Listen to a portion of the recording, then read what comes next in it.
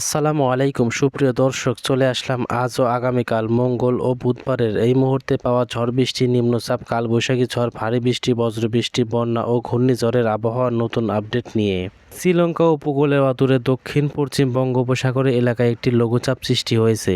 এর প্রভাবে আগামী 5 দিন দেশের বিভিন্ন অঞ্চলে বৃষ্টি ও বজ্রবৃষ্টির সম্ভাবনা রয়েছে বলে জানিয়েছে আবহাওয়া অধিদপ্তর।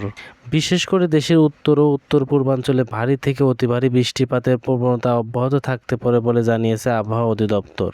মঙ্গলবার 12 মে আবহাওয়াবিদ এ.কে.এম. নাজমুল হকের দেওয়া পূর্বাভাসে বলা হয়, গত 24 ঘন্টায় দেশের সর্বোচ্চ 95 মিলিমিটার বৃষ্টিপাত রেকর্ড করা হয়েছে তেঁতুলিয়ায়। পূর্বাভাস অনুযায়ী পরবর্তী 24 ঘন্টায় রাজশাহী ও রংপুর বিভাগের কিছু কিছু জায়গায় এবং ঢাকা, ময়মনসিংহ, খুলনা, বরিশাল, চট্টগ্রাম ও সিলেট বিভাগের 2-1 জায়গায় অস্থায়ীভাবে দমকা অথবা ঝোড়ো হাওয়া সহ বৃষ্টি হতে পারে। সারা দেশে দিনের তাপমাত্রা সামান্য বাড়তে পারে এবং রাতের তাপমাত্রা অপরিবর্তিত থাকতে পারে।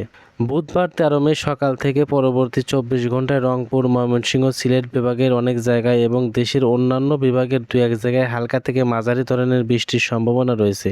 এই সময় রংপুর, ময়মনসিংহ, সিলেট বিভাগের কোথাও কোথাও মাঝারি ধরনের ভারী থেকে অতি ভারী বর্ষণ হতে পারে।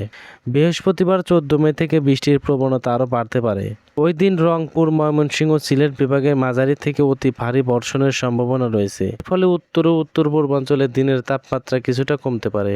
আবহাওয়া অফিস জানিয়েছে, আগামী 5 দিন পর দেশের উত্তর পূর্বাঞ্চলে বৃষ্টিপাতের এই প্রবণতা আরও কিছুদিন স্থায়ী হতে পারে। বৃষ্টির সময় বজ্রপাত ও তীব্র দমকা হাওয়ার বিষয়ে সংশ্লিষ্ট এলাকার বাসিন্দাদের সতর্ক থাকার পরামর্শ দেওয়া হয়েছে। দেশের দক্ষিণ ও পূর্বাঞ্চলের বৃষ্টিপাতের পরিমাণ কিছুটা কম থাকতে পারে। এরকম আবহাওয়ার ভিডিও প্রতিনিয়ত পেতে চ্যানেলটি সাবস্ক্রাইব করে পাশেই থাকুন।